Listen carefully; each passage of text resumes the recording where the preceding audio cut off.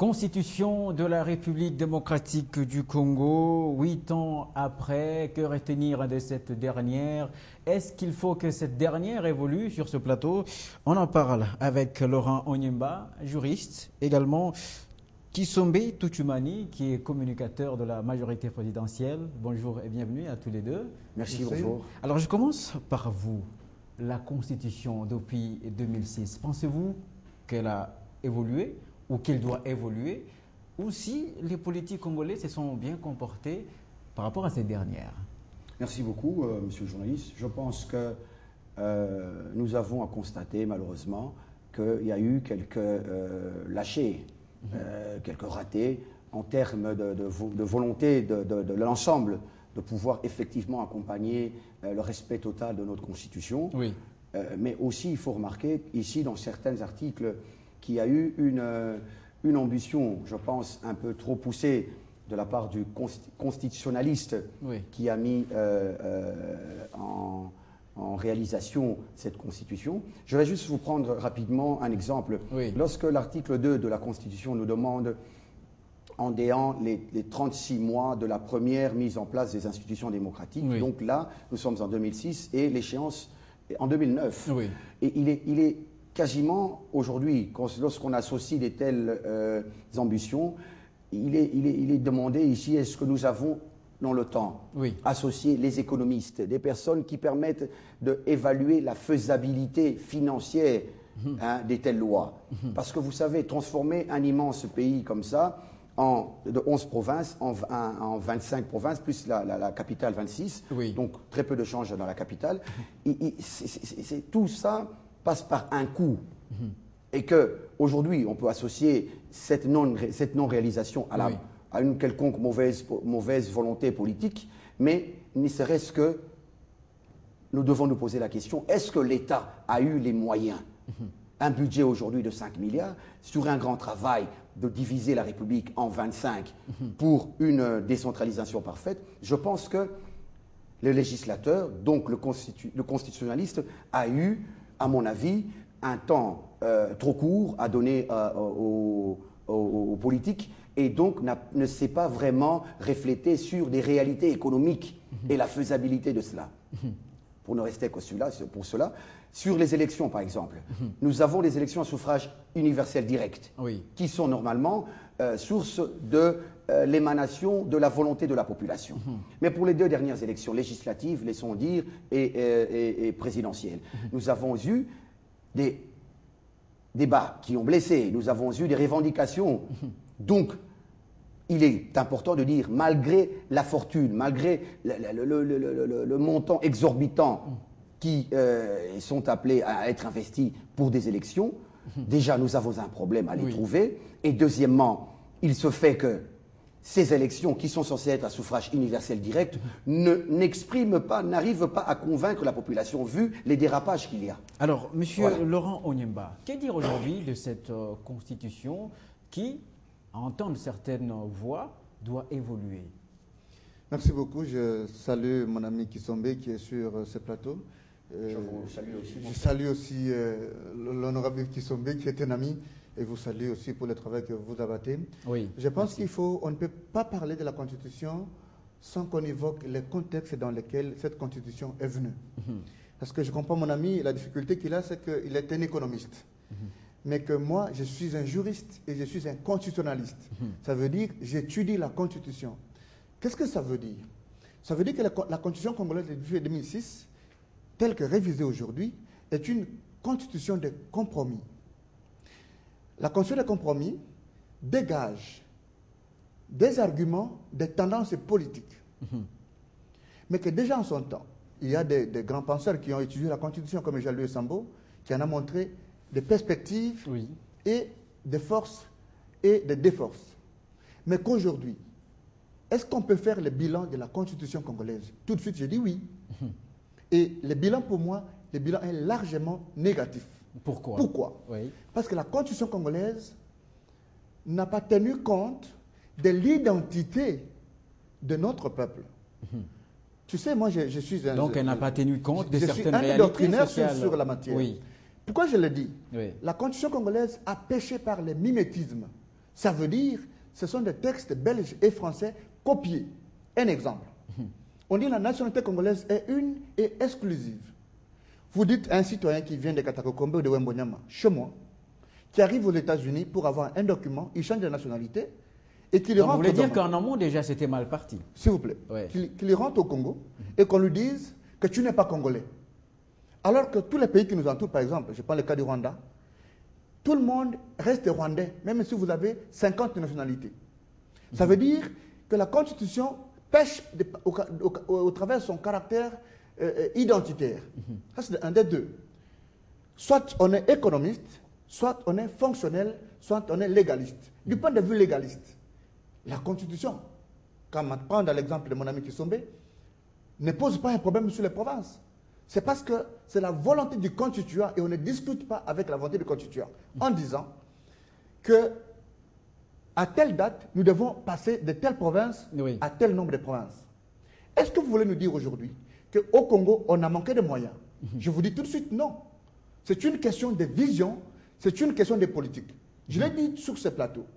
Est-ce que j'ai même suivi l'émission GMK Today, Fauteuil Blanc, avec le ministre des Hydrocarbures?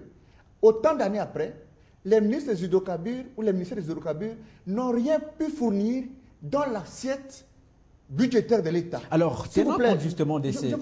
Continuez. Hein?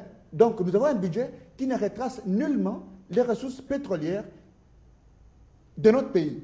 Nous sommes passés, non pas, d'une économie douanière, plutôt d'une économie minérale à une économie douanière, un budget basé sur le douane. Alors, on met la pression sur Wugiza, on met la pression sur Kassongo, on met la pression sur tous ces services de l'État, mais qui ne peuvent pas aller au-delà. Alors, rentrons à la Constitution pour vous dire, par exemple, que si vous regardez les violations, je prends uniquement le cas de l'article qui parle de la Cour constitutionnelle. Oui. Quelle est la durée du mandat? Plutôt le délai pour qu'une loi soit promulguée. Regardez. Au moment où le Parlement se prononce sur la loi portant organisation et fonctionnement de la Cour constitutionnelle, on renvoie à la Cour suprême de justice, la Cour déclare la loi conforme. On envoie au chef de l'État pour la promulgation, le chef de l'État dit que la loi doit rentrer au Parlement pour une seconde lecture. Au moment où le Parlement ne s'est pas encore réuni, le chef de l'État promulgue la loi. Qu'est-ce que vous appelez ça? C'est ça, un bilan positif de la Constitution. Ça vous dit qu'il y a à boire et à manger. Alors justement, tenant compte de cela, Monsieur Yves, Monsieur Tochumani Kisombe, est-ce que cette Constitution est appelée à évoluer maintenant?